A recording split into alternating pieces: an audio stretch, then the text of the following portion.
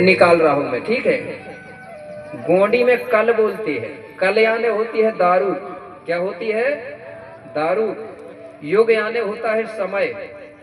तो कलयुग का क्या हुआ मतलब? दारू वाला समय, ठीक है ना। जिस समय दारू का प्रचलन बढ़ा तो लोगों ने कहा कि ये कलयुग चल रहा है। कलयुग का मतलब होता है दारू वाला समय। अब सतयुग लाना है तो पहले कलयुग को हटाना पड़ेगा कि नहीं, तब तो खाली जगह होगा, तब तो आएगा वो। दोनों एक साथ तो रह नहीं सकते ना। तो ये कलयुग या यज्ञ करने से हट जाएगा, ये भागवत करने से हट जाएगा, एक पौआ चंदन लगाने से भग जाएगा क्या? अगर भगता ना तो मैं भी घर से एक पाव तिलक लगा के आता। माला टाला डालने से होता क्या? अगर ऐसा होता तो मैं भी 2-4 डाल के आता। सिर्फ मेरे भाई जो भी चाहे एससी हो, एसटी हो, ओबीसी हो, दारू पीना बंद कर दो पूरे गांव को, और दारू बनाना बंद हो। 1 साल के अंदर हम देखना क्या होता है।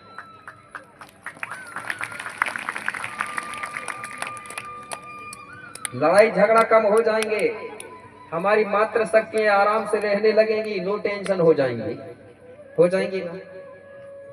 वही तो सतयुग है, जहां सुख वो सतयुग। और आज के युग में जो अमीर है वही स्वर्ग है, और जो गरीब है वही नरक, याद रखना। और कहीं ढूंढते रहोगे तो नहीं मिलेगा। मिला क्या? देखा किसी ने स्वर्ग? बताना। मैं नहीं मानता स्वर्ग और नरक को, बुरा ना लगे आपको। क्योंकि गोंडी धर्म में बेकुंड नरक है ही नहीं, मुसलमानों में नरक बेकुंड है ही नहीं, ईसाइयों में नरक बेकुंड है ही नहीं। तो फिर एक ही धर्म वालों के लिए बनी है क्या? हिंदू धर्म के लिए भाई बनना था, सबको था, सबको जाना था, क्योंकि एक ही तो है, सब एक ही की संतान है, ठीक है ना। बेकुंड का मतलब होता है बय आने बनाना, और कुंड आने होता है गड्ढा, ठीक है ना। होता ही कि नहीं होता? गोंड लोग गड्ढा बना के दफनाते कि नहीं, वही कुंड है, कुंड बोलते थे गड्ढा को। तो बेकुंड तो ऐसे ही जा रहे हैं ना बनाया हुआ गड्ढा में। और कहाँ जाओगे? स्वर्ग जाओगे। स्वर्ग जाना है तो अच्छे दारू पियो और स्पीड से गाड़ी चलाओ, डायरेक्ट स्वर्ग,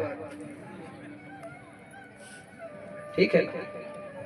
नरक का मतलब वो होता है जिसको पृथ्वी धारण ना करे, जिसको ना रखे।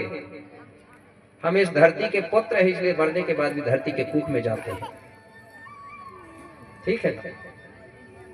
लेकिन आप लोग जलाने लगे, यहाँ कोई नहीं जलाता था।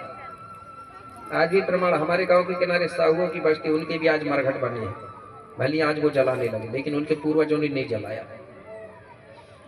तब तो मरघट बनी है ना। तो इस प्रकार से मेरे भाई दारू बड़ी खराब है। इसी के बारे में मैंने कहा है, 3 युगों के बारे में बता रहा हूं असलियत आपको। कवि लोगों का काम होता है, स्पष्ट कहा गया है, जहां पहुंचे ना रवि वहां पहुंच जाते हैं कवि।